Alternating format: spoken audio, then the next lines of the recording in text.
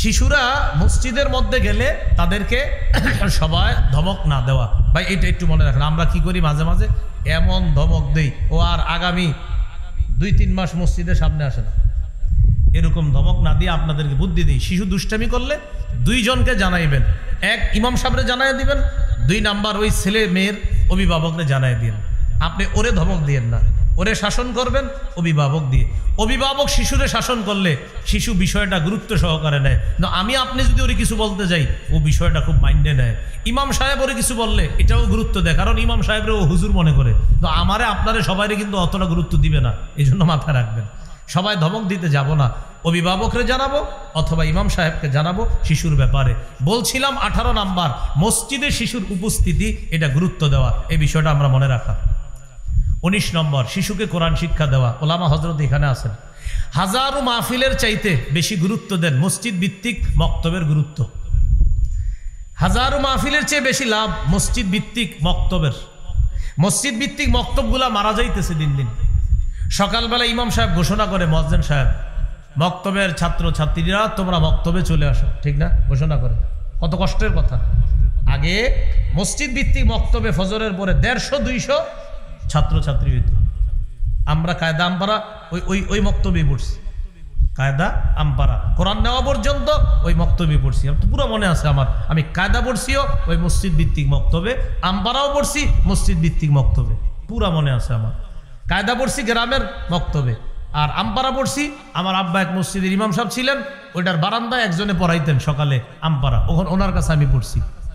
উজানির মাওলানা সেবাতুল্লাহ সাহেব আমার উস্তাদ, আমার আমপাড়ার উস্তাদ। তাহলে ওনার কাছে আমি পড়ছি। এটা আপনাদের এই জন্য বললাম মসজিদ ভিত্তিক মক্তব, এটার গুরুত্ব দেওয়া, এটার গুরুত্ব বাড়াতে হবে। আল্লাহ আমাদেরকে কথাগুলো মনে রাখার তৌফিক দান করেন। বলছিলাম হাজারো মাহফিলের চেয়ে বেশি জরুরি এই মসজিদ ভিত্তিক মক্তবগুলা আবার জিন্দা করা, আবার চাঙ্গা করা, না হয় মুসলমানের বাচ্চাগুলা নষ্ট হয়ে যাবে। ওনারা সবাই প্রায় মুরব্বী যারা আছে সবাই ওই মক্তবেরই ছাত্র। এ হলো 19 নম্বর কোরআন শিক্ষা দেওয়া শিশুকে। রাসূলুল্লাহ সাল্লাল্লাহু আলাইহি সাল্লাম বলেন, খায়রুকুম মান তাআল্লামাল কুরআনা ওয়া আল্লামা। তিরমিজির 2909 নম্বর হাদিস, বুখারীর বর্ণনা। তোমাদের মধ্যে সর্বোত্তম এই ব্যক্তি যে কোরআন শিখে অন্যকে শিখায়। এই যে সকালবেলা বাচ্চাকে পড়াইতেছে, হামজা লাম জবর আল, হামিম জবর হাম, আল হাম দাল পেশ দু, আলহামদু। এই তুই এদিকে, আরেকজনে ডাকে ছোট্ট একটা বেত নিয়ে, পর বা জবর বা, শিন জবর শাহ বাসা, র 2 পেশ রুন বাসারুন, যা তুই যা। তুই এদিকে, নুন জবর না, সদ জবর স না স, র জবর র না স র, যা যা তুই যা। তুই এদিকে পড়া দে। এই যে পড়ছে পড়াইতেছে, নবী বলেন খায়রুকুম খায়রুকুম, আমি তোমাদেরকে শ্রেষ্ঠ বলে ঘোষণা করলাম। এলো 19 নম্বর কোরআন শিক্ষা দেওয়া। 20 নম্বর শিশুকে ভালোবাসা, শিশুর সাথে খেলাধুলা করা। 20 নম্বর খেলাধুলা করা। আপনাদেরকে হাদিস শোনাই, কে কার সাথে খেলে দেখেন। ইবনে মাজার 144 নম্বর হাদিস, নবীজি এক সাহাবীর বাড়িতে দাওয়াতের উদ্দেশ্যে বের হইছে। হঠাৎ রাস্তার মধ্যে দেখে ওয়া হুসাইনুন ইয়ালআবু ফিস সিক্কা, মদিনার গলিতে হযরত হুসাইন খেলাধুলা করতেছে। মদিনার গলি, সিক্কাতুন শব্দের অর্থ গলি, বহুবচন সিকাকুন মানে গলি।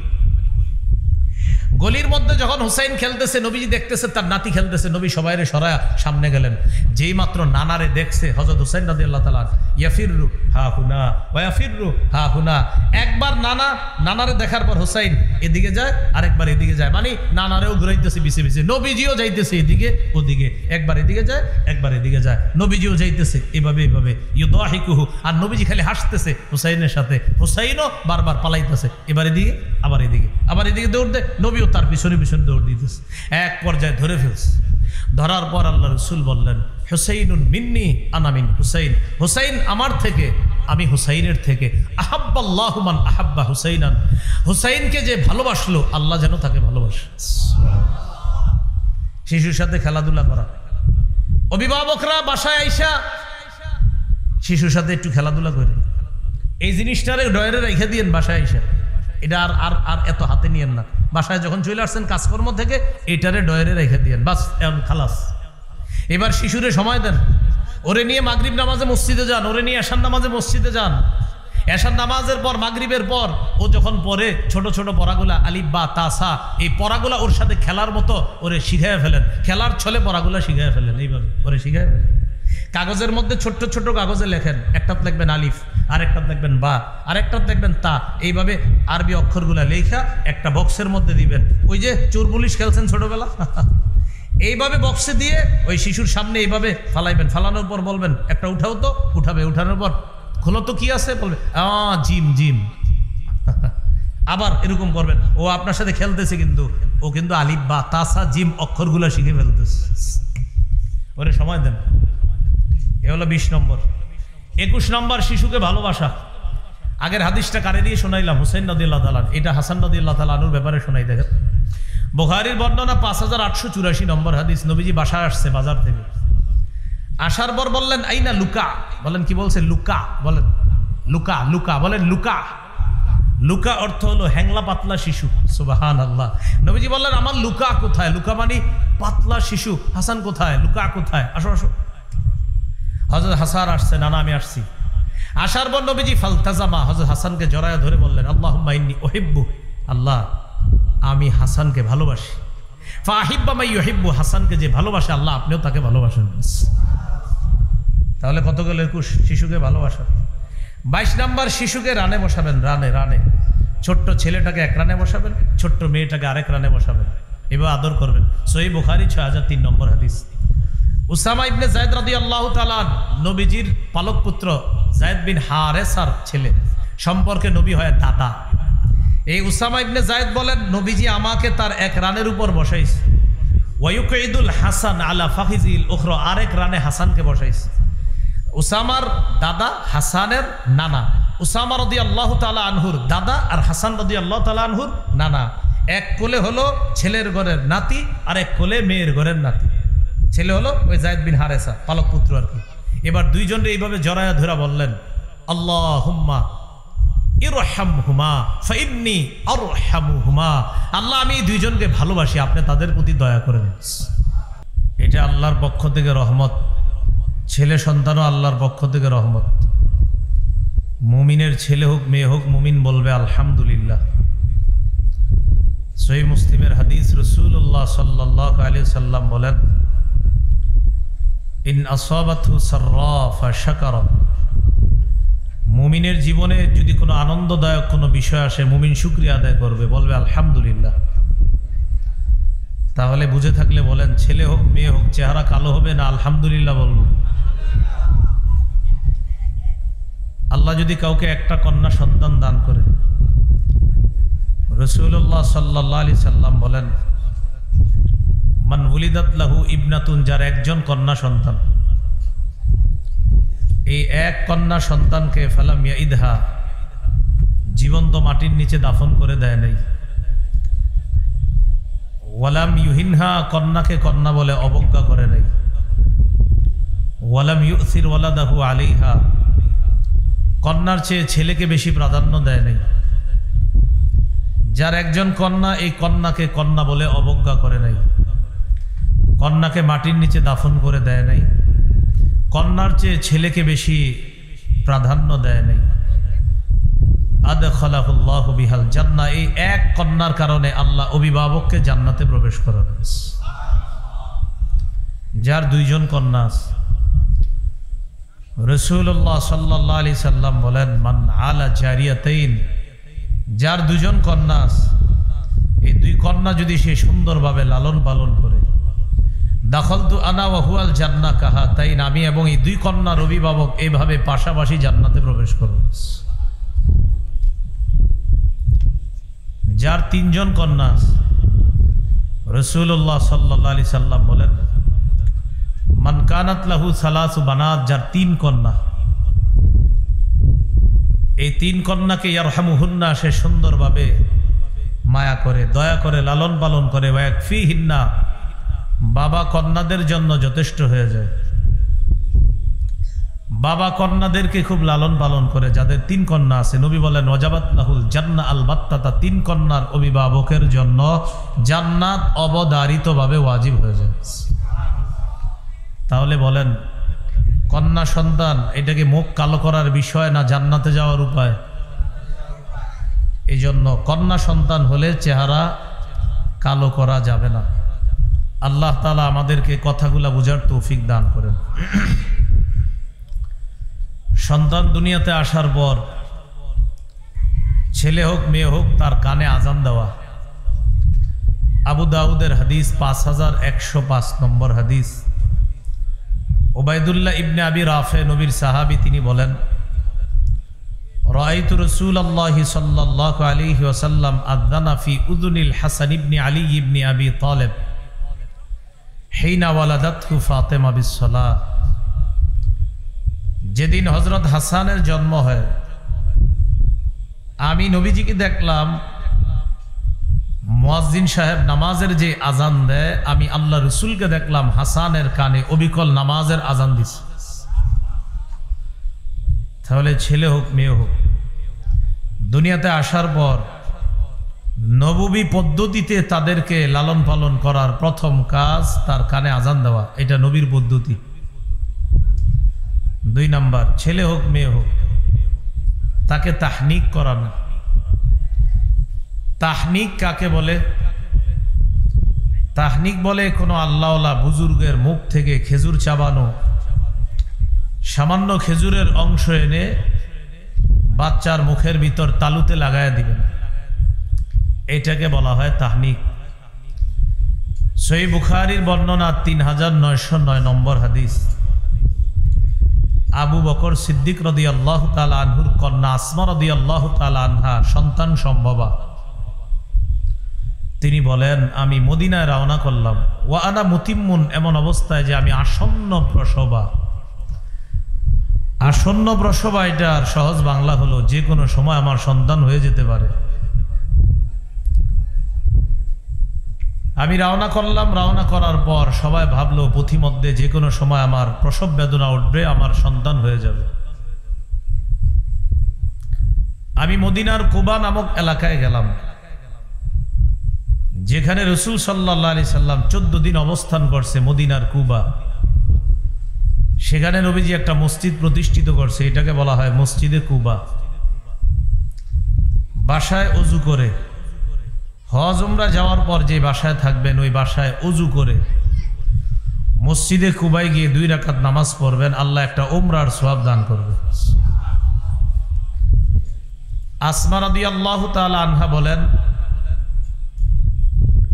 আমি কুবায় গেলাম, যাওয়ার পর ফাওয়ালাতুহু, আমার সন্তানকে আমি জন্ম দিলাম। এই সন্তানের নাম আব্দুল্লাহ ইবনে জুবায়ের।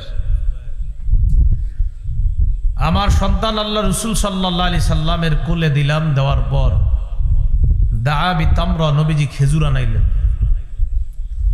ফামাদাগাহা, খেজুর চাবাইলেন। ফাতাফালা ফি ফিহি, আব্দুল্লাহ ইবনে জুবায়েরের মুখে খেজুরের চাবানু লালা আল্লাহ রসুল দিয়ে দিলেন। ওয়াহান্নাকাহু বিতামরা, সামান্য খেজুরের একটু অংশ আব্দুল্লাহ ইবনে জুবায়েরের মুখের ভিতর তালুতে নবীজি লাগায়া দিলেন।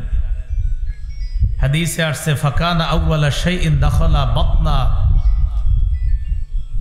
আব্দুল্লাহ ইবনে জুবায়ের রিকু রাসূলিল্লাহি সাল্লাল্লাহু আলাইহি সাল্লাম। আব্দুল্লাহ ইবনে জুবায়েরের পেটে দুনিয়ার কোনো খাবার সর্বপ্রথম যায় নাই। আল্লাহ রসুলের খেজুর মিশ্রিত লালা আব্দুল্লাহ ইবনে জুবায়েরের পেটে সর্বপ্রথম খাদ্য। এটাকে বলা হয় তাহনিক। সন্তান দুনিয়াতে আসার পর দ্বিতীয় কাজ তাহনিক করা। এটা নববী পদ্ধতি, নববী আদর্শ। সন্তান দুনিয়াতে আসার পর 3 নম্বর কাজ সন্তানের জন্য বরকতের দোয়া করা। আবু দাউদের 5106 নম্বর হাদিস। হাদিসের বর্ণনাকারী আয়েশা সিদ্দিকা রাদিয়াল্লাহু তাআলা আনহা, তিনি বলেন, কানা রাসূলুল্লাহ সাল্লাল্লাহু আলাইহি ওয়াসাল্লাম ইউতা বিস-সিবিয়ান ফায়াদউ লাহুম বিল বারাকাহ। রাসূলুল্লাহ সাল্লাল্লাহু আলাইহি সাল্লামের কাছে শিশুদেরকে আনা হতো, তিনি তাদের জন্য বরকতের দোয়া করতেন। আমরা যারা নবজাতককে দেখতে যাব, আমাদের উচিত তার জন্য দোয়া করা, তার মা বাবা তাদের জন্য বরকতের দোয়া করা। দোয়াটা এইভাবে করা যায়, জাআলাহুল্লাহু মুবারাকান আলাইকা ওয়া আলা উম্মতি মুহাম্মাদিন সাল্লাল্লাহু আলাইহি ওয়াসাল্লাম। আল্লাহ তাআলা তোমার এই সন্তানকে তোমার জন্য এবং গোটা জগতের উম্মতে মুহাম্মদীর জন্য আল্লাহ তাআলা বরকতের কারণ বানায়া দেন। এই দোয়া করা, এটা হলো 3 নাম্বার কাজ। তাহলে শিশু সন্তান নবজাতক তার জন্য বরকতের দোয়া করা, তার মা বাবার জন্য বরকতের দোয়া করা, এটা 3 নাম্বার কাজ। নববী পদ্ধতি 4 নাম্বার।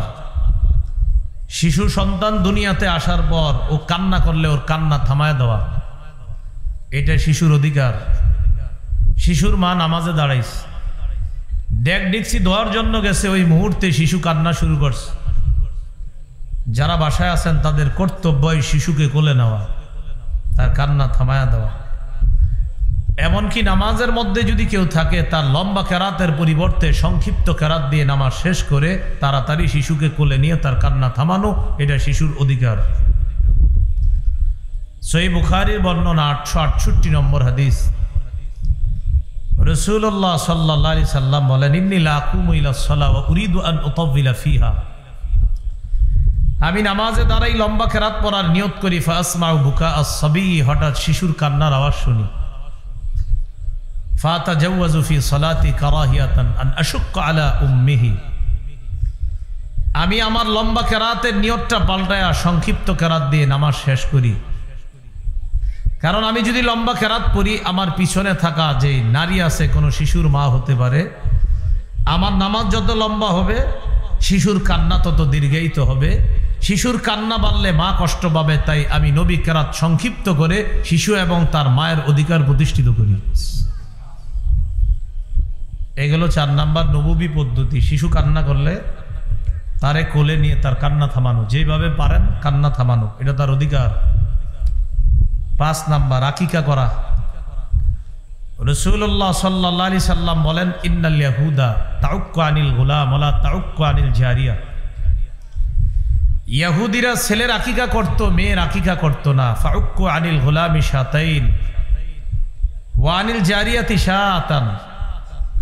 নবীজি বলেন, তোমরা ছেলের পক্ষ থেকে 2টি পশু আকিকা করবা, মেয়ের পক্ষ থেকে 1টি। ইহুদিরা ছেলের আকিকা করত, মেয়ের আকিকা করত না। ও আমার উম্মত, তোমরা ছেলের পক্ষ থেকে 2টি ছাগল আকিকা করবা, মেয়ের পক্ষ থেকে 1টি আকিকা করবা। কারো যদি সামর্থ্য কম থাকে, সেক্ষেত্রে ছেলের পক্ষ থেকে 1টি পশু আকিকা করে দিল, আকিকা আদায় হয়ে যাবে ইনশাআল্লাহ। নাসাই হাদিসের কিতাবে, কিতাবের 4220 নম্বর হাদিস। রাসূলুল্লাহ সাল্লাল্লাহু আলাইহি সাল্লাম বলেন, কুল্লু গুলামিন রহিনুন বিআকিকাতিহি তুযবাহু আনহু ইয়াউমা সাবিঈ। প্রত্যেক নবজাতক তার আকিকার সাথে আবদ্ধ, 7ম দিনে তার পক্ষ থেকে পশু জবাই করা হবে। 7ম দিনে তার পক্ষ থেকে পশু জবাই করা হবে। ওয়া ইউহলাকু রাসুহু, তার মাথা মুন্ডন করা হবে। 7ম দিনে মাথা মুন্ডন করে মাথার চুলগুলো একটা টিস্যুতে নিবেন, অথবা ছোট্ট একটা কাগজে নিয়ে যেভাবে পারেন বাজারে চলে যাবেন, স্বর্ণকারের দোকানে গিয়ে 1 পাল্লায় আপনার 7ম দিনের শিশুর মাথার চুল, আরেক পাল্লায় রূপা। এই চুল পরিমাণ রূপা যতটুকু হয়, এই পরিমাণ রূপা আল্লাহ রাস্তায় সদকা করে দিবেন। এতে শিশুকে আল্লাহ অনেক বিপদ আপদ থেকে হেফাজত করবে। 1,500-2 হাজার টাকা রূপা হতে পারে, আমি বাড়ায় বলছি, আরো কম হবে। রাসূলুল্লাহ সাল্লাল্লাহু আলাইহি সাল্লাম ফাতেমা রাদিয়াল্লাহু তাআলা আনহাকে বললেন, ইহলিকি রাসা, ফাতেমা তুমি হাসানের মাথা মুন্ডন করো। ওয়া তাসাদ্দাকি বিজিনাতি শা'রিহি ফিদ্দা, হাসানের মাথার চুল পরিমাণ রূপা আল্লাহ রাস্তায় সদকা করে দিও। আলী রাদিয়াল্লাহু তাআলা আনহু বলেন, ফাওয়াজানতুহু, আমি হাসানের মাথার চুল ওজন করলাম। ফাকানা ওয়াজনুহু দিরহামান আও বা'দা দিরহাম, হাসানের মাথার চুল ওজন করে দেখলাম এই চুলের পরিমাণ 1 দিরহাম রূপা অথবা 1 দিরহামের কাছাকাছি রূপা। এই পরিমাণ রূপা আমি আল্লাহর রাস্তায় সদকা করে দিলাম। তাহলে 5 নাম্বার কাজ, 7ম দিনে আকিকা করা, চুল মুন্ডন করা। চুল মুন্ডন করবেন সুন্দরভাবে, পুরা মাথার চুলগুলা মুন্ডন করার চেষ্টা করবেন। ইচ্ছা করে কিছু অংশ রাইখা দিয়েন না, ইচ্ছা করে কিছু রাইখা দিলেন আর কিছু হলক করলেন, এটা যেন না হয়। রাসূলুল্লাহ সাল্লাল্লাহু আলাইহি সাল্লাম কাজা করতে নিষেধ করেছেন। একটু আমার সাথে বলেন, বলেন কাজা। কি করতে নিষেধ করেছেন? সবাই বলেন কি? কাজা। সাহাবীগণ প্রশ্ন করলেন, হুজুর কাজা কাকে বলে? নবীজি বললেন, আইয়ুহলাকা রাসুহু মাকান ওয়া ইউতরাকা মাকান। মাথার কিছু অংশের চুল মুন্ডন করা আর কিছু অংশের চুল রেখে দেওয়া, এটাকে বলে কাজা। শিশুদেরকে এইভাবে কাজা না করা। বর্তমান জামানায় শিশুদেরকে এটা করা হয় না, কিন্তু 18-20 বছরের শিশুরা এগুলো করে। 18-20 বছরের শিশুরা এরকম দেখবেন চুল কিছু জায়গায় আছে কিছু জায়গায় নাই, এরকম কাজা করে। দেখবেন মাথায় ক্যাপ পরা, চারদিকে চুল টুল নাই, আপনার মনে হবে ওর পুরা মাথা মুন্ডন করা, খুলে দেখবেন পুরা মাথায় চুল আছে। আর ঘটনা কি ভাই? কয়েডেই ফ্যাশন। এরকম কাজা করা নিষেধ। এ হলো 5 নাম্বার, আকিকা করা আর 7ম দিনে চুল মুন্ডন করা। মনে থাকবেন ইনশাআল্লাহ। আকিকার গোস্ত ছেলে মেয়ে ওদের মা বাবা সবাই খেতে পারবে, দাদা দাদি নানা নানি 14 গোষ্ঠী আত্মীয় স্বজন খেতে পারবে। এমনকি শিশু যার আকিকা দিলেন ওর গোস্তটা পারলে ফ্রিজে রেখে দিন, বড় হইলে ওরও খাওয়াই দিন। কথার কথা। অনেকের মধ্যে কুসংস্কার আছে যে এই গোস্ত সবাই খেতে পারে না। না, হালালকে হালাল মনে না করা কুফর। হালালকে হালাল মনে না করা কুফর। হালালকে হারাম মনে করা কুফর। হারামকে হালাল মনে করা কুফর। আকিকার গোস্ত এটা হালাল, এটার মধ্যে কোনো ধরনের সন্দেহ আনা মানে ইসলামের উপর সন্দেহ আনা। সাবধান। বলেন আকিকা কিসের বিধান? ইসলামের। বলেন কিসের বিধান? আকিকার গোস্তে সন্দেহ করা এটা ইসলামকে সন্দেহ করা, এটা হালাল। এই হালাল জিনিসে সন্দেহ করা যাবে না। তাহলে 5 নাম্বার কাজ আকিকা করা। 6 নাম্বার কাজ সুন্দর একটা নাম রাখা। আব্দুল্লাহ ইবনে আব্বাস রাদিয়াল্লাহু তাআলা আনহুমার বর্ণনা, তিনি বলেন সাহাবায়ে কেরাম রাসূলুল্লাহ সাল্লাল্লাহু আলাইহি সাল্লামকে জিজ্ঞাসা করলেন, قد علمنا حق الوالد فما حق الولد يا رسول الله। ওগো আল্লাহর রাসূল, আমরা মা বাবার হক জানি, ছেলে মেয়ের হক কি এটা একটু আমাদেরকে বলেন। রাসূলুল্লাহ সাল্লাল্লাহু আলাইহি সাল্লাম বললেন, আইয়ুহসিনা ইসমা ওয়া ইউহসিনা আদাবা। অভিভাবকের জন্য কর্তব্য হলো সন্তানের সুন্দর একটা নাম রাখা, তাকে শৈশব থেকে সুন্দর শিষ্টাচারের মাধ্যমে বড় করে গড়ে তোলা। যারা আগে বাবা হয়ে গেছেন তো হয়ে গেছেন, এখন ইয়াং অনেকে আছেন এখানে এখনো বাবা হন নাই বা হয়েছেন, মোবাইল যা দেখানোর দেখাইছেন আর দেখায়েন না, যেভাবে বলতেছি এইভাবে বড় করেন। ইনশাল্লাহ ও আপনারে বড় হইলে ভাত খাওয়াবে, ঘরে রাখবে, আপনারে বৃদ্ধাশ্রমে রেখে আসবে না, নিশ্চিত থাকেন ইনশাল্লাহ। কিন্তু আপনি যদি ছোটবেলার থেকে ওই যে আপনি ওইটার দিকে তাকাই রয়েছেন, এও তাকাই রয়েছে, পরে ইমাম সাহেবের কাছে আইসা বলবেন, হুজুর কি হয়েছে, ছেলে মেয়ে খবর রাখে না, খোঁজ খবর রাখে না। ইমাম সাহেব পাল্টা যদি বলে ফেলে, ছোটবেলা আপনি ওদের খোঁজ খবর রাখছেন? যদি বলেন রাখছি, ইমাম সাহেব যদি বলে কিভাবে? যদি বলেন টিভি চেয়েছে দিয়েছি, কার্টুন চেয়েছে দিয়েছি, এটাই তো বলবেন আপনি। তো ইমাম সাহেবও বলবে আপনিও এখন সেটা পেতে থাকেন, আপনাকেও টিভি দেখার ব্যবস্থা করে দিচ্ছে, যান বৃদ্ধাশ্রমে গিয়ে আরামসে দেখতে থাকেন, কেউ ডিস্টার্ব করবে না। এই জন্য মনে রাখা, সন্তানকে এইভাবে লালন পালন করা। আমি নববী যে আদর্শগুলা বলতেছি এগুলো মনে রেখে নিন। 6 নাম্বার সুন্দর নাম রাখা। আবু দাউদের হাদিস 4949 নম্বর হাদিস। এই হাদিসের মধ্যে আছে রাসূলুল্লাহ সাল্লাল্লাহু আলাইহি সাল্লাম বলেন, আহাব্বুল আসমাই ইলাল্লাহ আবদুল্লাহি ওয়া আবদুর রহমান। আল্লাহর কাছে সর্বাধিক পছন্দের নাম হলো আব্দুল্লাহ, আব্দুর রহমান। নাম যে সুন্দর হওয়া কতটা জরুরি, একটা গুরুত্বপূর্ণ হাদিস আপনাদেরকে শোনাই, বুখারীর বর্ণনা। মদিনার সবচাইতে শ্রেষ্ঠ ফকি, শ্রেষ্ঠ মুফতি, শ্রেষ্ঠ মুহাদ্দিসদের একজন সাঈদ ইবনুল মুসাইয়্যিব রাহিমাহুল্লাহ। ওনার দাদার নাম হাজনুন। বলেন দাদার নাম কি? হাজনুন। বলেন কি নাম? হাজনুন। আমার সাথে একটু বলেন, বলেন হাজনুন অর্থ দুঃখ। হাজনুন অর্থ কি? দুঃখ। এটা কোনো গল্প নয়, বুখারীর বর্ণনা। তিনি বলেন আমার দাদা নবীজির কাছে গেছে, যাওয়ার পর নবীজি আমার দাদাকে বললেন মাসমুকা, তোমার নাম কি? আমার দাদা বললেন হাজনুন, আমার নাম হাজনুন, দুঃখ। নবীজি বললেন বাল আনতা সাহলুন, তোমার নাম হাজনুন না, তোমার নাম সাহলুন। সাহলুন মানে সহজ, ওকে, নিরাপদ, সব ঠিকঠাক, এর মানে হলো সাহলুন। আর হাজনুন মানে যত বালা মুসিবত বিপদ আপদ।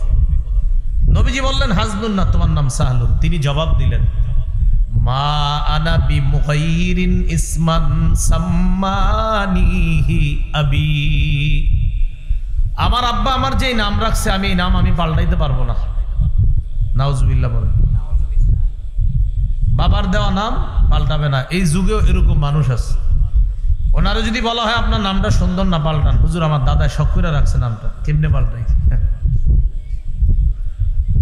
নবীজি বললেন তোমার নাম পাল্টাও, সাহলুন রাখো। উনি বললেন হুজুর আমার বাবার দেয়া নাম আমি পাল্টাতে পারবো।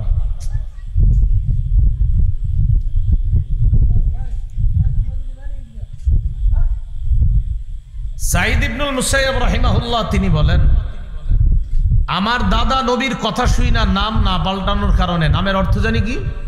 হ্যাঁ বলেন, অর্থ কি? ফামা জালাতিল হুজুনাতু ফিনা বা'দু, এরপর আমাদের প্রজন্মের পর প্রজন্ম, পরবর্তী যত প্রজন্ম আমাদের ছিল সবার মাঝে দুঃখ দুর্দশা লেগেই ছিল, শুধু আমার দাদা নামটা না পাল্টানোর কারণে। এই হলো আপনার নাম না পাল্টানো।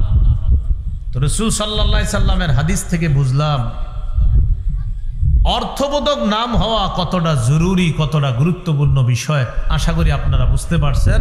নামটা না পাল্টানোর কারণে পরবর্তী প্রজন্ম এই নামের প্রভাব তাদের মাঝে ছিল। তিনি বলেন দুঃখ লেগেই থাকতো আমাদের বংশে। কেন? নবীজি বলছিল নামটা পাল্টাইতে, নাম পাল্টায় নাই। এখান থেকে একটা ভালো নাম হওয়ার গুরুত্ব আমরা উপলব্ধি করতে পারলাম। আল্লাহ কথাগুলা মনে রাখার তৌফিক দান করেন। ইদানিং আবার মানুষের মধ্যে একটা কুসংস্কার, আলেমদেরকে আইসা বলে হুজুর এটা আনকমন নাম বলেন। কি নাম? ওই যে আমরা পরামর্শ দিই যে আলেমদের কাছে জিজ্ঞাসা করে নাম রাখবেন, তো উনি আলেমদের কাছে আসে, আইসা বলে হুজুর একটা নাম বলেন, ছেলে হয়েছে। তো হুজুরে বলে আবু হুরায়রা, কয় ওল্ড। কয় আবু বকর, কয় হুজুর এটা ওল্ড। ওমর, উসমান, আলী, কয়গুলা ওল্ড। জাফর, কয় ওল্ড। ওনারে যত সাহাবী মুনিশি তাবিদের নাম বলা হয় বলতেছে ওল্ড। এখন হুজুরে কি বলবে আর বলেন? হুজুরের উচিত তাকে বলা আনকমন কিছু নাম আছে, আমার কাছে কিছু নাম আছে, আমি কি বলবো আপনাদেরকে? এগুলা রাখতে পারেন আপনি, এগুলা সুন্দর সুন্দর অর্থ আছে। তাহলে বলি, হ্যাঁ বলেন আমার সাথে, রড, সিমেন্ট, বালু, এগুলা রেখে দিবেন। আনকমন নাম, এই বাঁশ রাখবেন, লাইট, রড, সিমেন্ট, এগুলা রেখে দিবেন। সাহাবীর নাম আপনার পছন্দ হয় না তো আপনার কি, আপনি বাঁশ রাখেন ছেলের নাম। মেয়ের নাম রেখে দিবেন প্যান্ডেল, কারণ আপনার সাহাবীদের নাম পছন্দ না। খাদিজা রাদিয়াল্লাহু তাআলা আনহার নাম পছন্দ না, হাফসা পছন্দ না। আপনি আনকমন নাম চাচ্ছেন, তো আনকমন তো এগুলাই, চেয়ার টেবিল, কি এগুলো আনকমন না? আল্লাহ আমাদের এই মানসিক অবস্থার পরিবর্তন করেন, সমাজ থেকে আল্লাহ কুসংস্কার দূর করেন। তাহলে মনে আসেনি কি বলছে? হুজুর আমার বাবার দেওয়া নাম আমি পাল্টাবো না। এটা তো নামের ক্ষেত্রে বললাম। আমাদের সমাজে অসংখ্য বেদাত আছে, যে বেদাতটা অনেক মানুষ ছাড়ে না। কেন? এর দাদাই করছে 50 বছর, এর বাপে করছে 20 বছর, শুধু এই কারণে ছাড়তেছে না।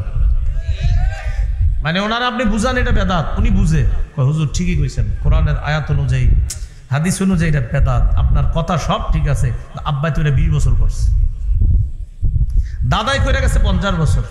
আর দাদার একজন হুজুরা ছিল, উনি তো আপনার প্রায় 60-70 বছর এটা এই এলাকায় জিন্দা করে গেছে। হুজুর আপনার সব কথা ঠিক, কিন্তু আমি কি করব? এখান থেকে আমরা বুঝলাম আমার আব্বা ভুল করলে সে ভুলটা আমি গ্রহণ করতে পারি না, আমার দাদা ভুল করলে সে ভুল আমি গ্রহণ করতে পারি না, পৃথিবীর যে কেউ ভুল করুক সেই ভুল আমি গ্রহণ করতে পারি না। আল্লাহ আমাদেরকে এই জাতীয় সুন্দর মানসিকতা অর্জন করার তৌফিক দান করেন। কয় নাম্বার গেল? 6 নাম্বার, সুন্দর নাম রাখা। 7 নাম্বার, শিশু সন্তানকে মাঝে মাঝে কিছু নাম দিয়ে সুন্দর সুন্দর উপনামে ডাইকা তাদের মনটা খুশি করে দেওয়ার চেষ্টা করা। আবু দাউদের হাদিস 4969 নম্বর হাদিস। এই হাদিসের বর্ণনাকারী আনাস রাদিয়াল্লাহু তাআলা আনহু বলেন, নবীজি প্রায় সময় আমাদের বাসায় আসতেন। আমার একটা ছোট্ট ভাই আছে, কানালাহু নগর, তার ছোট্ট একটা পাখি আছে, লাবু বিহি, আমার ভাই ওই পাখিটার সাথে খেলাধুলা করত। একদিন আমার ভাইয়ের পাখিটা মারা গেছে। মারা যাওয়ার পর ওর মনটা খারাপ। নবীজি আমাদের বাসায় আসলেন।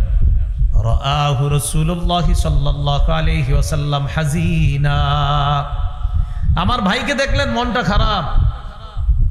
নবীজি পরিবারের লোকদেরকে জিজ্ঞাসা করলেন, মা শানুহু, ওর কি হয়েছে? পরিবারের লোকেরা বললেন, মাতা নুগরুহু ইয়া রাসূলুল্লাহ, হুজুর তার যে ছোট্ট পাখিটা ছিল যার সাথে সে খেলতো, এই পাখিটা মারা গেছে। নবীজি তাকে সান্ত্বনা দেওয়ার জন্য বললেন, ইয়া আবা উমাইর মা ফাআলান নুগাইর, ও আবু উমাইর, নুগাইরের কি হলো? নুগাইর মানে ছোট্ট পাখি। হে আবু উমাইর, তোমার ছোট্ট পাখিটির কি হলো? তো ছন্দটা দেখেন কিভাবে, ইয়া আবা উমাইর মা ফাআলান নুগাইর। এইভাবে ছোট্ট মানুষটাকে ডাক দেওয়ার পর নবীজি দুইটা বাক্য মিলায়া বলার সাথে সাথে ওই বাচ্চার মনটা খুশি হয়ে গেছে। এই নবী আমার কত সুন্দর করে ডাক দিয়া মিলায়া বলছে, ইয়া আবা উমাইর এক বাক্য, মা ফাআলান নুগাইর, ছোট্ট পাখিটার কি হইলো বলো তো? মানে কি হইলো? মারা গেছে। নবীজি তো আগে খবর নিছে, তো বলতেছে, ও আবু উমাইর, ছোট্ট পাখিটা কি করলো? তো নবী এইভাবে মিলিয়ে বলার কারণে মনটা খুশি হয়ে গেছে। এইভাবে বাচ্চাদেরকে মাঝে মাঝে খুশি করে দেওয়ার চেষ্টা করা, সুন্দর অর্থবোধক কিছু উপনামের মাধ্যমে তাদেরকে সম্বোধন করা যেতে পারে। উপনামের চর্চা এখন আর আমাদের মধ্যে হয় না, অথচ আমাদের প্রত্যেকটা মাদ্রাসায় প্রথম দিন সবকে পড়ানো হয় মুসান্নিফের নাম এটা, কুনিয়ত উপনাম এটা, লকব উপাধি এটা, এটা খালি আমরা পড়াই, না হলে এখন চর্চা হচ্ছে না। এ হলো 7 নাম্বার, শিশুর অধিকার, নববী পদ্ধতি নাম্বার 8। শিশুকে যখন হাঁটা শিক্ষা দিবেন, ওর হাঁটুতে বেশি কষ্ট দিয়েন না। ওর হাঁটুতে কষ্ট দেওয়া ছাড়া ওরে হাঁটা শেখানোর চেষ্টা করেন। এই বেচারা যেন বারবার পড়ে না যায়, পড়ে যেন হাঁটুতে ব্যথা না পায়। হ্যাঁ, পাবে হালকা, বেশি যেন ব্যথা না পায়। আবু দাউদের হাদিস 1109 নম্বর হাদিস। খতবানা রাসূলুল্লাহি সাল্লাল্লাহু আলাইহি ওয়াসাল্লাম, সাহাবী বলেন রাসূলুল্লাহ সাল্লাল্লাহু আলাইহি সাল্লাম খুতবা দিতেছে মসজিদের মধ্যে জুমার দিন। পৃথিবীর শ্রেষ্ঠ খতিব সাহেব খুতবা দিতেছে, সুবহানাল্লাহ। সাহাবায়ে কেরাম সবাই নবীজির খুতবা শুনতেছে। ফাআকবালাল হাসান ওয়াল হুসাইন রাদিয়াল্লাহু তাআলা আনহুমা, খুতবা চলাকালীন অবস্থায় হাসান হুসাইন রাদিয়াল্লাহু আনহুমা মসজিদে ঢুকছে। দুজন তখনও ছোট। ফায়াসুরানি ওয়া ইয়াকুমান, নবীজির খুতবার সময় দুই নাতি মসজিদে ঢুকার পর তারা বারবার মাটিতে পড়ে যাচ্ছে, আবার দাঁড়ায়, আবার পরে, আবার দাঁড়ায়, আবার পরে, আবার দাঁড়ায়। নবীজি খুতবা বন্ধ করে দিলেন। নাজালা, মিম্বর থেকে নামলেন। আখাযাহুমা, দুই নাতিকে কোলে নিলেন। ফাসাইদা বিহিমাল মিম্বার, দুই নাতিকে কোলে নিয়ে মিম্বরে গিয়ে বাকি খুতবা শেষ করছে। কেন আয়েশা কোলে নিলেন? হাদিসের শেষে আছে লাম আসবির, আমি ওদেরকে দেখে সহ্য করতে পারি নাই। ওরা বারবার পড়ে যাচ্ছিল, বারবার পড়তেছিল, আবার দাঁড়াইতেছিল, পড়তেছিল, দাঁড়াইতেছিল। এই যে বারবার পড়ে যাচ্ছিল, দাঁড়াইতেছিল, নবী বলেন সহ্য করতে পারি নাই। খুতবা থামায়া দুই নাতিকে কোলে নিয়ে মিম্বরে গিয়ে বাকি খুতবা শেষ করছে। তখন নবী কোরআনের আয়াতটা স্মরণ করাই দিছে, ইন্নামা আমওয়ালুকুম ওয়া আওলাদুকুম ফিতনা, তোমাদের সন্তান, তোমাদের সম্পদ তোমাদের জন্য পরীক্ষা। মাঝে মাঝে পরীক্ষায় ফালায়া দিবে। দেখছো আজকে হাসান হুসাইন আমারে পরীক্ষায় ফালায়া দিছে। এই হলো 8 নাম্বার। তাহলে হাঁটুতে বেশি কষ্ট দিয়েন না, ওই দূর থেকে ছেড়ে দিয়েন না, আব্বু আসো আম্মু আসো, এরকম না। রেঞ্জ থেকে ছাড়বেন মোটামুটি, যেন ও কম পড়ে, ওর হাঁটুতে যেন কম ব্যথা পায়। এইভাবে ওরে হাঁটা শিক্ষা দেওয়া। 9 নম্বর, উত্তম কালারের উত্তম পোশাক পরিধান করা শিক্ষা দিবেন। এটা 9 নাম্বার। আব্দুল্লাহ ইবনে আমর রাদিয়াল্লাহু তাআলা আনহুমার বর্ণনা, তিনি বলেন, রাআহু রাসূলুল্লাহি সাল্লাল্লাহু আলাইহি ওয়াসাল্লাম আলাইহি সাওবানি মুআসফারান,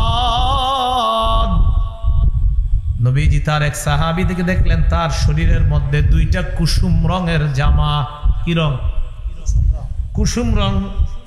এটা তেমন ভালো না। নবীজি বললেন, হাদিহি সিয়াবুল কুফারি ফালা তালবাসহা, এগুলা কাফেরদের পোশাক, আর পরবা না, খোলো। এগুলা কাফেরদের পোশাক, আর পরবা না, খোলো। তাহলে রং, পোশাকের রং উত্তম হওয়া, সুন্দর হওয়া, এই ব্যাপারে খেয়াল রাখা। এইগুলো 9 নাম্বার। 10 নাম্বার, এটা আমার সাথে সবাই বলেন, বলেন সতর ঢেকে রাখে এমন পোশাকে শৈশব থেকে শিশুকে অভ্যস্ত করা। বাংলাটা আবার বলছি, আপনারা বলা দরকার নেই, খালি মাথায় রাখেন। সতর ঢেকে রাখে এমন পোশাকে শিশুকে শৈশব থেকে অভ্যস্ত করা। আপনি দেখবেন আপনার শিশুকে যখন হাঁটু ডাইখা প্যান্ট পরানো শিখাইবেন, তো ও যখন বড় হয়, প্যান্ট ছোট হয়, দেখবেন প্যান্ট খালি টানেই পাবে, টানে। এর মানে ওর মাথায় সেট হয়ে গেছে যে আমার তো এই জায়গাটা ঢাকা থাকে, এখন ওইরকম উঁচু কেন? ওর বয়স কিন্তু আপনার 1.5-2 বছর মাত্র, কিন্তু এইভাবে খালি টানে। আপনি রবের শুকরিয়া আদায় করবেন যে আমার রব আমার সন্তানের মানসিকতায় এটা বসায়া দিছে যে আমি মুসলমানের সন্তান, আর মুসলমানের সন্তান হাঁটু ডেকে রাখতে হয়। আমার সন্তানকে আল্লাহ বুঝটা দিয়ে দিছে, শুকরিয়া আদায় করবেন। এখন অনেকে মনে মনে বলবে, হুজুর ওর কি গুনাহ হবে? আমি কি বলছি গুনাহ হবে? গুনাহ হবে না, কিন্তু ওরে শিখান, ওরে শিখান। এই গুনাহ হবে না বইলা বইলা ছোটবেলা থেকে উল্টা পাল্টা পোশাক পরান।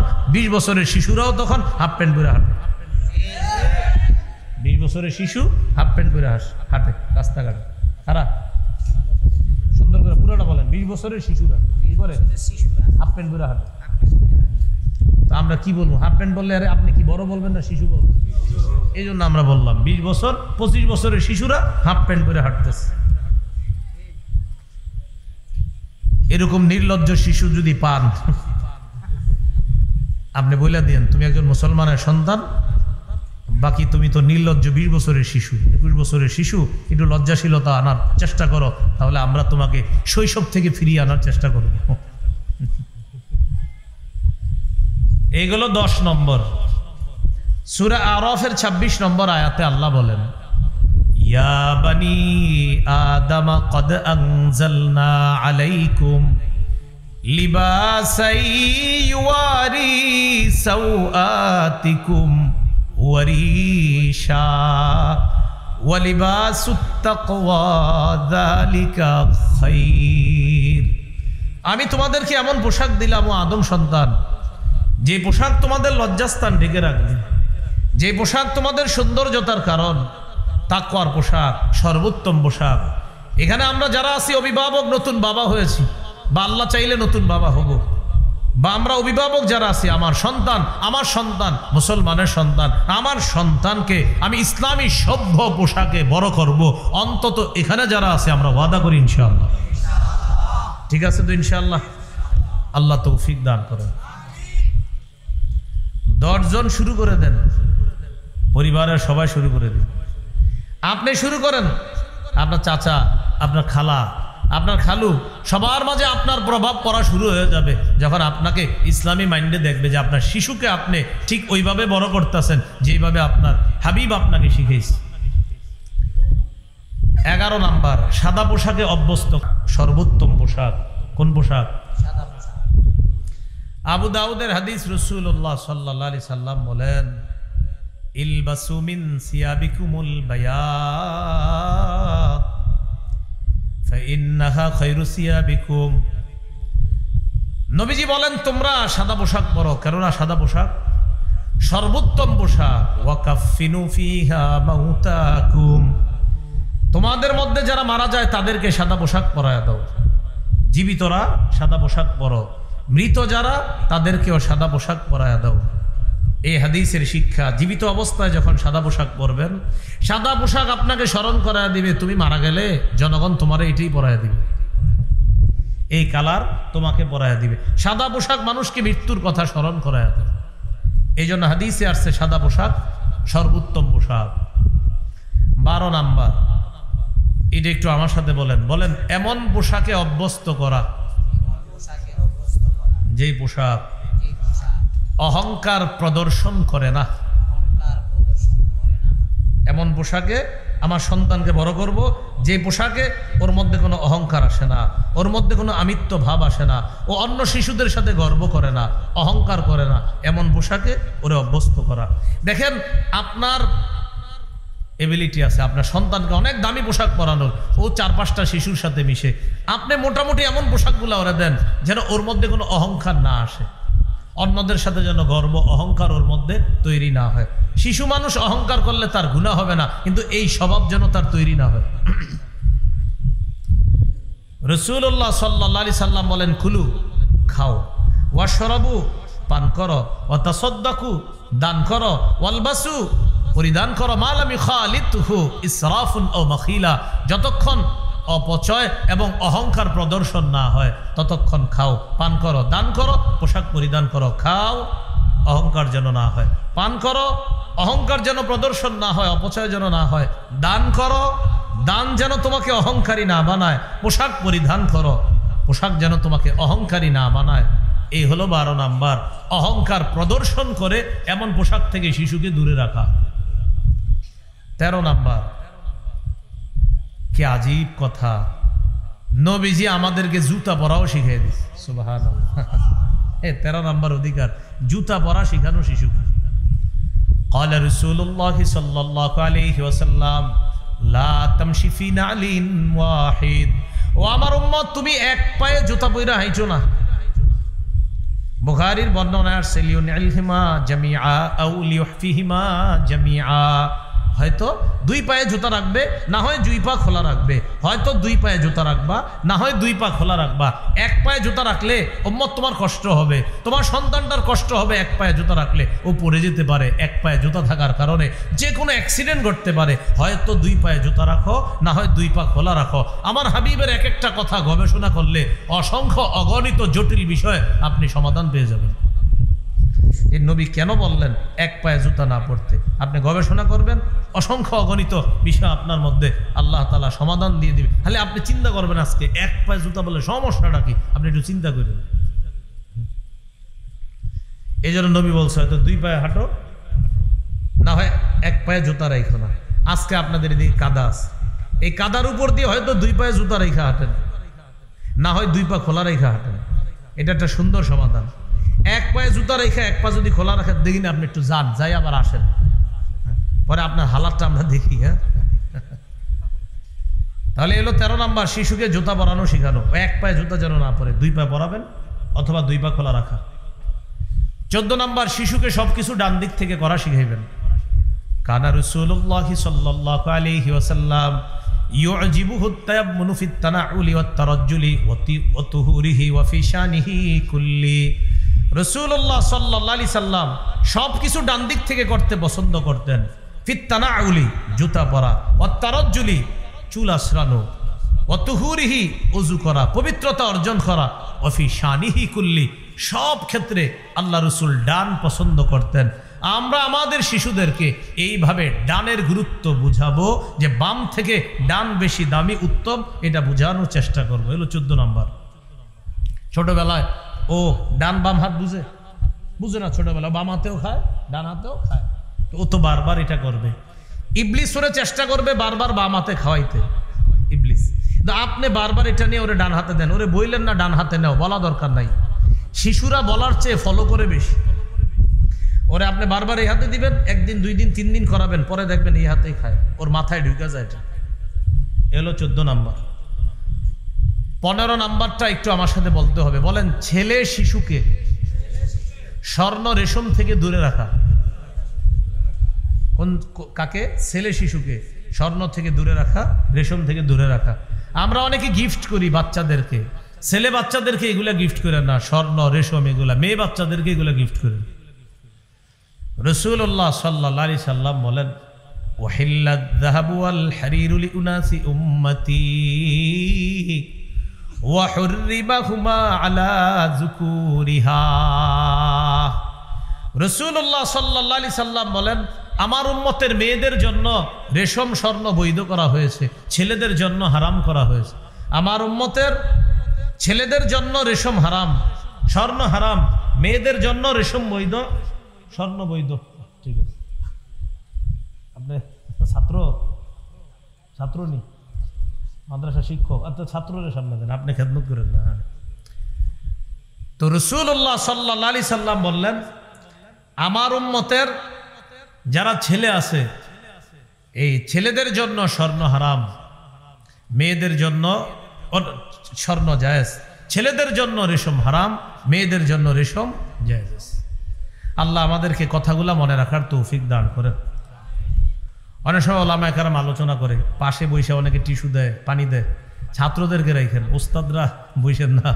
এটা আপনার যিনি থাকে উনি পরে যখন বুঝতে পারে যে উনি কোনো ইমাম সাহেব বা ওস্তাদ, তখন তার ভিতরে একটা খারাপ অবস্থা কাজ করে যে একজন ইমাম সাহেব বৈশা বৈশা এতক্ষণ টিস্যু দিছে আমার। এটা কথার কথা, ছাত্ররা দিলে এটা আর সমস্যা হয় না, এটা একটু মাথায় রাখা।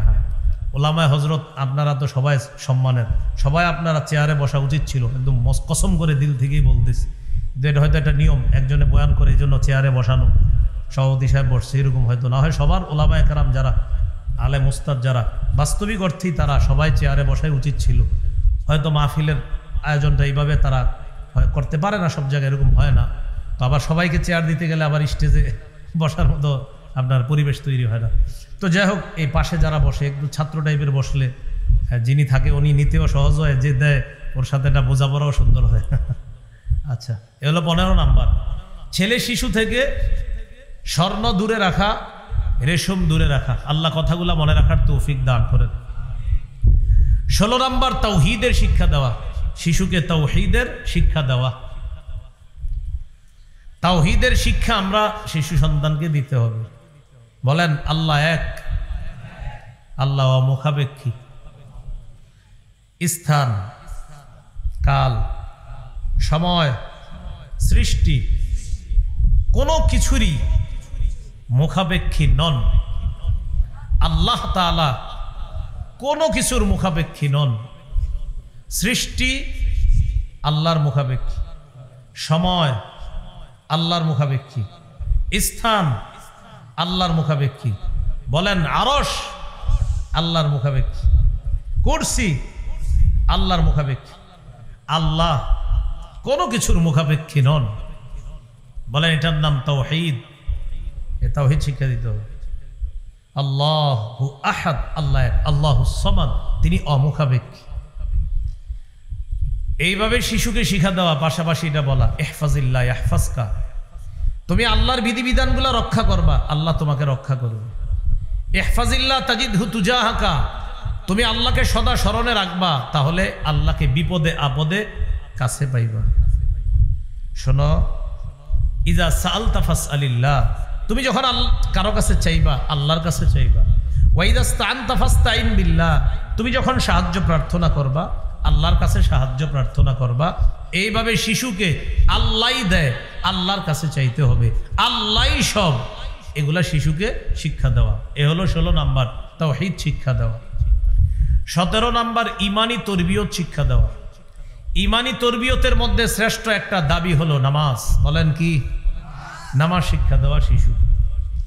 7 বছর বয়সে নামাজের আদেশ করা, 10 বছর বয়সে নামাজের জন্য প্রয়োজনে মৃদু আঘাত করা। রাসূলুল্লাহ সাল্লাল্লাহু আলাইহি সাল্লাম বলেন, মুরু আওলাদাকুম বিস-সালাহ ওয়া হুম আবনাউ 7 সিনিন, সন্তানদেরকে নামাজের আদেশ করো যখন তাদের বয়স 7। ওয়াদরিবুহুম আলাইহা ওয়া হুম আবনাউ 10 সিনিনা, যখন তাদের বয়স 10 প্রয়োজনে মৃদু আঘাত করো। এখন 7 বছর বয়সী সন্তানটাকে আপনি নামাজের কথা বললেই যে সে শুনবে এমন না, কিন্তু যেন শুনে এই জন্য আপনার কি করতে হবে, ওরে শৈশব থেকে নামাজের প্র্যাকটিস করাতে হবে। এখন বাচ্চাদেরকে নামাজের প্র্যাকটিস বইলা করানো যাবে না। আপনি মাঝে মাঝে সুন্নত নামাজ বাচ্চার পাশে পড়েন, আপনার বিবিকে বলবেন তুমি মাঝে মাঝে বাচ্চার পাশে নামাজ পড়বা। বাচ্চা দোলনার মধ্যে আছে, আপনার বিবিকে বলবেন ওর পাশে দাঁড়ায় নামাজ পড়তে। বাচ্চা আপনার বিবিকে যা দেখতেছে ওইটা সে করবে। মনে রাখবেন, পাথরে খোদাই করা এই বিষয়টা যেমন বাচ্চা শৈশবে যা শিখে বিষয়টা তেমন। আবার বলছি, পাথরে খোদাই করা বিষয়টা যেমন, পাথরে নকশা করা বিষয়টা যেমন, শিশু শৈশবে যা শিখে বিষয়টা তেমন। এখন শিশু কি করবে জানেননি? ওর বয়স যখন 1.5-2 বছর, আপনি যখন বাসায় সুন্নত পড়বেন, ও আপনার পাশে দাঁড়ায় যাবে, দেখবেন মাঝে মাঝে দেখবেন পরনে কাপড় নাই, কিন্তু আপনার পাশে এসে দাঁড়ায় গেছে। 1.5 বছর 2 বছর বয়স, মাথায় টুপি একটা দিয়া হজরত আপনার পাশে খাড়ায় যাবে। আপনারা এইভাবে তাকায় তাকায় দেখে আপনি কি করেন? তো দেখি কি আপনি এইভাবে মুখ নাড়াইতেছেন, ও মুখ নাড়ায়। এখন আপনি রুকুতে যান, ও ওইভাবে রুকুতে গিয়ে এইভাবে আপনার দিকে তাকায়, তখন আপনি রুকুতে কি পড়তে থাকেন ওই রকম করে। আপনি সালাম ফিরাবেন, সালাম ফিরানোর পর তাসবিহ পড়েন, ওরে কিন্তু বইলেন না কিচ্ছু, ও আপনারা দেখবে। তাসবিহ এভাবে পড়বেন না, ও আপনার আঙ্গুলটা ফলো করবে, এবার আঙ্গুলের দিকে তাকাইবে আর চেহারার দিকে এরকম করবে, এবার ও এরকম করবে। সুবহানাল্লাহ পড়ে। এইভাবে শিশুর মাথায় খোদাই করতে হবে, এটা খোদাই, ওই যে পাথরে খোদাই করেন এইভাবে ওর মাথায় এটা খোদাই করতে হবে। এখন আপনি বলেন এইটার পরিবর্তে যদি সারাক্ষণ ওই যে আপনার ওরে যদি আপনার কার্টুন দিয়ে খানা খাওয়ায়, তো ওর মাথায় কি খোদাই হবে না? বিষয়টা আমি মনে করেন ওদের পক্ষেই বলতেছি, কিন্তু ওর মাথায় খোদাই হবে কি? কার্টুন।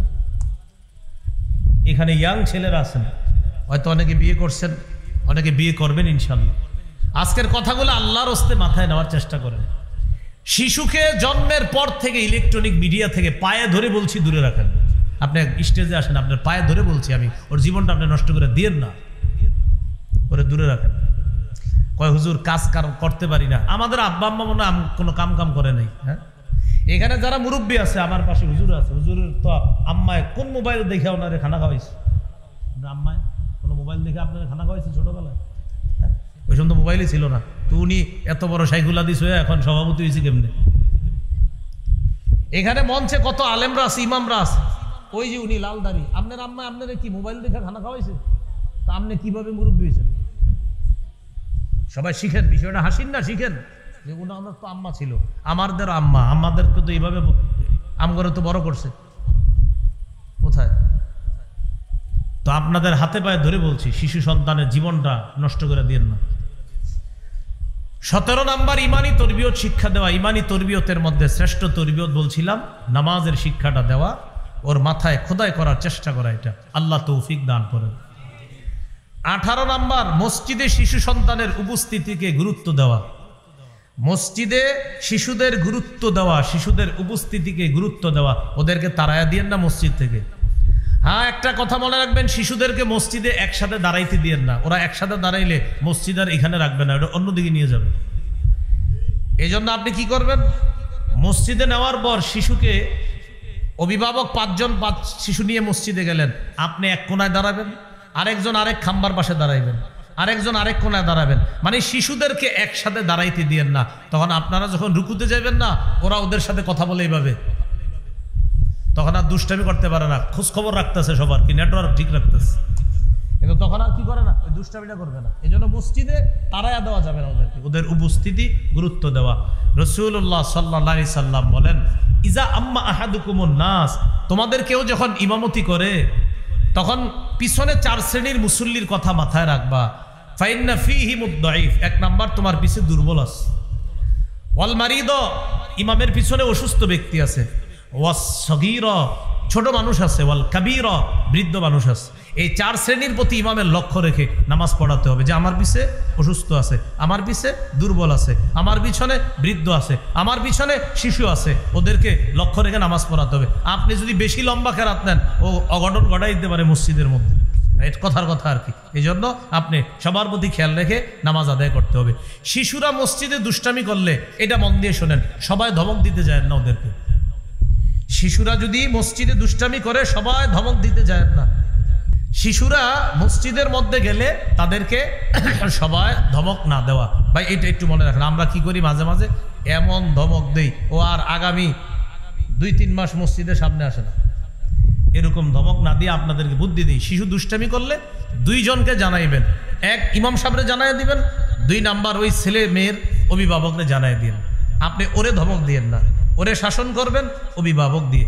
অভিভাবক শিশুরে শাসন করলে শিশু বিষয়টা গুরুত্ব সহকারে নেয়। না আমি আপনি যদি ওরে কিছু বলতে যাই, ও বিষয়টা খুব মাইন্ডে নেয়। ইমাম সাহেব ওরে কিছু বললে এটাও গুরুত্ব দেয়, কারণ ইমাম সাহেবরে ও হুজুর মনে করে। তো আমারে আপনারে সবাইরে কিন্তু অতটা গুরুত্ব দিবে না, এই জন্য মাথায় রাখবেন। সবাই ধমক দিতে যাব না। অভিভাবকরে জানাবো অথবা ইমাম সাহেবকে জানাবো শিশুর ব্যাপারে। বলছিলাম 18 নাম্বার, মসজিদে শিশুর উপস্থিতি, এটা গুরুত্ব দেওয়া, এই বিষয়টা আমরা মনে রাখা। 19 নম্বর, শিশুকে কোরআন শিক্ষা দেওয়া। ওলামা হযরত এখানে আছেন, হাজারো মাহফিলের চাইতে বেশি গুরুত্ব দেন মসজিদ ভিত্তিক মক্তবের গুরুত্ব। হাজারো মাহফিলের চেয়ে বেশি লাভ মসজিদ ভিত্তিক মক্তবের। মসজিদ ভিত্তিক মক্তবগুলা মারা যাইতেছে দিন দিন। সকালবেলা ইমাম সাহেব ঘোষণা করে, মুয়াজ্জিন সাহেব, মক্তবের ছাত্র ছাত্রীরা তোমরা মক্তবে চলে আসো, ঠিক না? ঘোষণা করে, কত কষ্টের কথা। আগে মসজিদ ভিত্তিক মক্তবে ফজরের পরে 150-200 ছাত্র ছাত্রী হইত। আমরা কায়দা আমপারা ওই মক্তবে পড়ছি, কায়দা আমপারা কোরআন নেওয়া পর্যন্ত ওই মক্তবে পড়ছি। আমার তো পুরো মনে আছে আমার, আমি কায়দা পড়ছিও ওই মসজিদ ভিত্তিক মক্তবে, আমপারাও পড়ছি মসজিদ ভিত্তিক মক্তবে, পুরা মনে আছে আমার। কায়দা পড়ছি গ্রামের মক্তবে, আর আমপারা পড়ছি আমার আব্বা এক মসজিদের ইমাম সাহেব ছিলেন, ওইটার বারান্দায় একজনে পড়াইতেন সকালে আমপারা, ওনার কাছে আমি পড়ছি। উজানির মাওলানা সেবাতুল্লাহ সাহেব আমার উস্তাদ, আমার আমপারার উস্তাদ। তাহলে ওনার কাছে আমি পড়ছি, এটা আপনাদের এই জন্য বললাম মসজিদ ভিত্তিক মক্তব, এটার গুরুত্ব দেওয়া, এটার গুরুত্ব বাড়াতে হবে। আল্লাহ আমাদেরকে কথাগুলো মনে রাখার তৌফিক দান করেন। বলছিলাম হাজারো মাহফিলের চেয়ে বেশি জরুরি এই মসজিদ ভিত্তিক মক্তবগুলা আবার জিন্দা করা, আবার চাঙ্গা করা, না হয় মুসলমানের বাচ্চাগুলা নষ্ট হয়ে যাবে। ওনারা সবাই প্রায় মুরব্বী যারা আছে সবাই ওই মক্তবেরই ছাত্র। এ হলো 19 নম্বর, কোরআন শিক্ষা দেওয়া শিশুকে। রাসূলুল্লাহ সাল্লাল্লাহু আলাইহি সাল্লাম বলেন, খায়রুকুম মান তাআল্লামাল কুরআনা ওয়া আল্লামা। তিরমিজির 2909 নম্বর হাদিস, বুখারীর বর্ণনা। তোমাদের মধ্যে সর্বোত্তম এই ব্যক্তি যে কোরআন শিখে অন্যকে শিখায়। এই যে সকালবেলা বাচ্চাকে পড়াইতেছে, হামজা লাম জবর আল, হামিম জবর হাম, আল হাম, দাল পেশ দু, আলহামদু। এই তুই এদিকে, আরেকজনের ডাকে ছোট্ট একটা বেত নিয়ে পর, বা জবর বা, শিন জবর শাহ, বাসা, র দুই পেশরুন, বাসারুন, যা তুই যা। তুই এদিকে, নুন জবর না, সদ জবর স, না স, র জবর র, না স র, যা যা তুই যা। তুই এদিকে পড়া দে। এই যে পড়ছে পড়াইতেছে, নবী বলেন, খায়রুকুম খায়রুকুম, আমি তোমাদেরকে শ্রেষ্ঠ বলে ঘোষণা করলাম। এলো 19 নম্বর, কোরআন শিক্ষা দেওয়া। 20 নম্বর, শিশুকে ভালোবাসা, শিশুর সাথে খেলাধুলা করা। 20 নম্বর, খেলাধুলা করা। আপনাদেরকে হাদিস শোনাই, কে কার সাথে খেলে দেখেন। ইবনে মাজার 144 নম্বর হাদিস, নবীজি এক সাহাবীর বাড়িতে দাওয়াতের উদ্দেশ্যে বের হইছে। হঠাৎ রাস্তার মধ্যে দেখে, ওয়া হুসাইনুন ইয়ালআবু ফিস সিক্কা, মদিনার গলিতে হযরত হুসাইন খেলাধুলা করতেছে। মদিনার গলি, সিক্কাতুন শব্দের অর্থ গলি, বহুবচন সিকাকুন মানে গলি। গলির মধ্যে যখন হুসাইন খেলতেছে, নবীজি দেখতেছে তার নাতি খেলতেছে, নবী সবাইরে সরায়া সামনে গেলেন। যেই মাত্র নানারে দেখছে হযরত হুসাইন রাদিয়াল্লাহু তাআলা, ইয়াফিরু হা হুনা ওয়া ইয়াফিরু হা হুনা। একবার নানারে দেখার পর হুসাইন এদিকে যায়, আরেকবার এদিকে যায়, মানে নানারেও ঘুরাইতেছে পিছে পিছে, নবীজিও যাইতেছে এদিকে ওদিকে, একবার এদিকে যায় একবার এদিকে যায়, নবীজিও যাইতেছে এভাবে এভাবে, ইউদাহিকুহু, আর নবীজি খালি হাসতেছে হুসাইনের সাথে, হুসাইনও বারবার পালাইতেছে, এবার এদিকে আবার এদিকে, আবার এদিকে দৌড় দেয়, নবীও তার পিছনে পিছনে দৌড় দিতেছে। এক পর্যায়ে ধরে ফেলছে। ধরার পর আল্লাহ রাসূল বললেন, হুসাইনুন মিন্নি আনা মিন হুসাইন, হুসাইন আমার থেকে, আমি হুসাইনের থেকে। আহাব্বাল্লাহু মান আহাব্বা হুসাইনান, হুসাইনকে যে ভালোবাসলো আল্লাহ যেন তাকে ভালোবাসে। শিশুর সাথে খেলাধুলা করা। অভিভাবকরা বাসায় আইসা শিশুর সাথে একটু খেলাধুলা করে, এই জিনিসটারে ডয়ারে রেখে দিয়েন বাসায় আইসা। এটা আর এত হাতে নিয়েন না। বাসায় যখন চলে আসছেন কাজকর্ম থেকে, এটারে ডয়ারে রেখে দিয়েন, বাস এখন খালাস। এবার শিশুরে সময় দেন, ওরে নিয়ে মাগরিব নামাজে মসজিদে যান, ওরে নিয়ে এশার নামাজে মসজিদে যান। এশার নামাজের পর মাগরিবের পর ও যখন পড়ে ছোট ছোট পড়াগুলা, আলিফ বা তাসা, এই পড়াগুলা ওর সাথে খেলার মতো ওরে শিখাইয়া ফেলেন, খেলার ছলে পড়াগুলা শিখাইয়া ফেলেন, এইভাবে ওরে শিখাইয়া ফেলেন। কাগজের মধ্যে ছোট্ট ছোট্ট কাগজে লেখেন, একটাত লিখবেন আলিফ, আরেকটাত লিখবেন বা, আরেকটাত লিখবেন তা, এইভাবে আরবি অক্ষরগুলা লেখা একটা বক্সের মধ্যে দিবেন। ওই যে চোর পুলিশ খেলছেন ছোটবেলা, এইভাবে বক্সে দিয়ে ওই শিশুর সামনে এইভাবে ফালাইবেন। ফালানোর পর বলবেন, একটা উঠাও তো, উঠাবে। উঠানোর পর খোলো তো, কি আছে বলবে, জিম জিম। আবার এরকম করবেন, ও আপনার সাথে খেলতেছে কিন্তু ও কিন্তু আলিফ বা তাসা জিম অক্ষরগুলা শিখে ফেলতেছে। ওরে সময় দেন। এ হলো 20 নম্বর। 21 নম্বর, শিশুকে ভালোবাসা। আগের হাদিসটা কারে দিয়ে শোনাইলাম? হুসাইন রাদিয়াল্লাহু তাআলা। এটা হাসান রাদিয়াল্লাহু তাআলা আনুর ব্যাপারে শোনাই। দেখেন, বুখারীর বর্ণনা 5884 নম্বর হাদিস। নবীজি বাসায় আসছে বাজার থেকে, আসার পর বললেন আইনা লুকা, বলেন কি বলছে? লুকা, বলেন লুকা, লুকা বলেন লুকা। লুকা অর্থ হলো হ্যাংলা পাতলা শিশু। সুবহানাল্লাহ। নবীজি বললেন আমার লুকা কোথায়? লুকা মানে পাতলা শিশু। হাসান কোথায়? লুকা কোথায়? আসো আসো। হযরত হাসান আসছে, নানা আমি আসছি। আসার পর নবীজি ফালতাজামা, হযরত হাসানকে জড়ায় ধরে বললেন আল্লাহুম্মা ইন্নী উহিব্বু, আল্লাহ আমি হাসানকে ভালোবাসি। ফাহিব্বা মাই ইউহিব্বু, হাসানকে যে ভালোবাসে আল্লাহ আপনিও তাকে ভালোবাসেন। তাহলে কত গেল? 21 শিশুকে ভালোবাসা। 22 নাম্বার শিশুকে রানে বসাবেন, রানে রানে। ছোট্ট ছেলেটাকে এক রানে বসাবেন, ছোট্ট মেয়েটাকে আরেক রানে বসাবেন, এভাবে আদর করবেন। সহিহ বুখারী 6003 নম্বর হাদিস। উসামা ইবনে যায়েদ রাদিয়াল্লাহু তাআলা নবীজির পালক পুত্র যায়েদ বিন হারেসার ছেলে, সম্পর্কে নবী হয় দাদা। এই উসামা ইবনে যায়েদ বলেন নবীজি আমাকে তার এক রানের উপর বসাইছে। ওয়ায়ুকঈদুল হাসান আলা ফাখিজিল উখরা, আরেক রানে হাসানকে বসাইছে। উসামার দাদা হাসানের নানা, উসামা রাদিয়াল্লাহু তাআলা আনহুর দাদা আর হাসান রাদিয়াল্লাহু তাআলা আনহুর নানা। এক কোলে হলো ছেলের ঘরের নাতি আর এক কোলে মেয়ের ঘরের নাতি। ছেলে হলো ওই যায়েদ বিন হারেসা, পালক পুত্র আর কি। এবার দুইজনরে এইভাবে জড়ায়া ধরা বললেন আল্লাহুম্মা ইরহামহুমা ফাইন্নী আরহামুহুমা, আল্লাহ আমি এই দুইজনকে ভালোবাসি, আপনি তাদের প্রতি দয়া করেন। তাহলে রানে বসানো শিশুকে, এটা শিশুর অধিকার। 23 নাম্বার শিশুকে স্নেহ করা। তিরমিজির 1920 নম্বর হাদিস। নবী বলেন লাইসা মিন্না মান লাম ইয়ারহাম সগীরানা ওয়া লাম ইয়ারিফ শারাফা কাবীরিনা, সে আমাদের অন্তর্ভুক্ত না যে ছোটকে স্নেহ করে না আর বড়র শ্রদ্ধা করে না, বড়কে সম্মান করে না। এগুলো 23 নম্বর। শিশুকে স্নেহ করা, অন্যের শিশুকেও স্নেহ করবেন। অনেকের অভ্যাস আছে, হ্যাঁ অন্যের ছেলে মেয়ে দেখলে মুখটা এমনভাবে রাখে যে এর দিকে তাকানোই যায় না। আপনি এমন করেন কেন? হ্যাঁ এটা কার বলে মুখের, এর দিকে রাখতে পারে না, এমন একটা ভাবসাব দেখায় মনে হচ্ছে উনি সারাক্ষণ এশিয়া মহাদেশ পরিচালনা করে, এরকম একটা ভাবসাব। অথচ উনি আপনাদের এই জোয়ার কি এলাকার নাম, জোয়ারিয়া বৈশা রয়েছে, বৈশা এমন এক ভাব নেয় মনে এশিয়া দেশ মহাদেশ চালায়। শিশুর সাথে এই ভাব নিয়ে আল্লাহর রাস্তা, ও বুঝে কিচ্ছু? বলেন কিছু বুঝে? এর সাথে এরকম ভাব নিতেছেন কেন? ওরে স্নেহ করা, শিশুকে স্নেহ করা এলো 23 নাম্বার। 24 শিশুকে চুমা দেওয়া, চুমা দেওয়া। বুখারীর বর্ণনা 5997 নম্বর হাদিস। আকরা ইবনে হাবেস, নবীজি সাল্লাল্লাহু আলাইহি সাল্লামের একজন সাহাবী আকরা ইবনে হাবেস বলেন ইন্নালি আশারাতাম মিনাল ওয়ালাদ মা ক্বাব্বালতু আহাদাম মিনহুম, আমার 10 জন শিশু সন্তান আছে, একজনও আমি চুমা দেই না। নবীজি বলে ইন্না লিল্লাহ, কি কও তুমি? হুজুর আমি তো কখনো চুমা দেই না। শিশুকে চুমা দিবা। মান লা ইয়ারহাম লা ইউরহাম, যে দয়া করে না তাকে দয়া করা হয় না। তুমি যদি তোমার শিশুকে আদর না করো আল্লাহ তোমার প্রতি দয়া করবে না, ওদেরকে আদর করবা। কয়টা হলো? 24। কয়টা হলো বলেন? কয়টা? এই 24টা হলো শৈশবের অধিকার। 24টা হলো কিসের অধিকার? আরো আসে 40টা। কয়টা? 24 আর 40 কত? 64। কয়টা? 64। বাকি 40টা আমার কিতাবে পড়ে নিয়েন, মিম্বরের আমানতের প্রথম খণ্ডে সবগুলা অধিকার পড়ে নেবেন। আর সবগুলা বলা সম্ভব না, সময় নাই। মিম্বরের আমানত প্রথম খণ্ডে সবগুলা অধিকার পাবেন। দ্বিতীয় খণ্ডের আলোচনা সন্তানকে শিরিক বেদাত সম্পর্কে শৈশব থেকে সতর্ক রাখা। তৃতীয় খণ্ডের আলোচনা সন্তানকে হালাল শিক্ষা দেওয়া, হারাম শিক্ষা দেওয়া। 4 নম্বর খণ্ডের আলোচনা স্বামীর অধিকার, স্ত্রীর অধিকার। 5 নম্বর খণ্ডের আলোচনা লা ইলাহা ইল্লাল্লাহ, এই তাওহীদ শিক্ষা দেওয়া। 6 নম্বর খণ্ডের আলোচনা নামাজ, যেটা বলছিলাম বিস্তারিত আলোচনা, 7-8 মাসালা। 9 নম্বর রমজান, যাকাত। 10 নম্বর হজ। কারো প্রয়োজন হলে বসেন, কেউ উঠবেন না। গাড়িটা যেখানে রাখা আছে ওখানে ওদের কাছে পাবেন। আর ওনার কাছ থেকে যদি সবগুলা না পান লাইব্রেরিওয়ালাদেরকে বললে ওরা সংগ্রহ করে দিবে। নাম কি? মিম্বরের আমানত। আপনি ওদেরকে অর্ডার করলে ওরা এনে দিবে।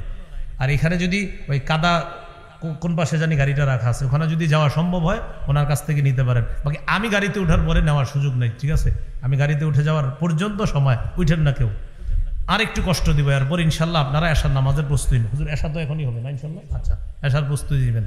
প্রথমেই বলেন উঠবেন না একজনও, এমন কিছু বলবো না যে উঠতে হবে, বলেন উঠবেন না একজনও, মাত্র 1 মিনিট সময় দেন, ঠিক আছে তো? বাস আপনাদের সামনে রুমাল যাবে মাদ্রাসার জন্য। যারা দান করবেন তারাও বসে থাকেন 1 মিনিট, যারা দান করবেন না তারাও বসে থাকেন। 1 মিনিটের মধ্যে ইনশাল্লাহ কালেকশনটা শেষ হয়ে যাবে। আপনারা একটু সহযোগিতা করেন, একটু তাড়াতাড়ি।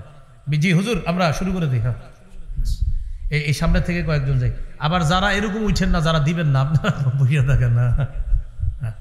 মাশাআল্লাহ, যাও যাও যাও, তোমরা যাও। কেউ যেন কাদায় সমস্যা না হয় দেখো একটু, হ্যাঁ, কাদায় যেন কোনো ঝামেলা না হয়, কোনো ভাইয়ের যেন মানবাধিকার লঙ্ঘন না হয়। হ্যাঁ।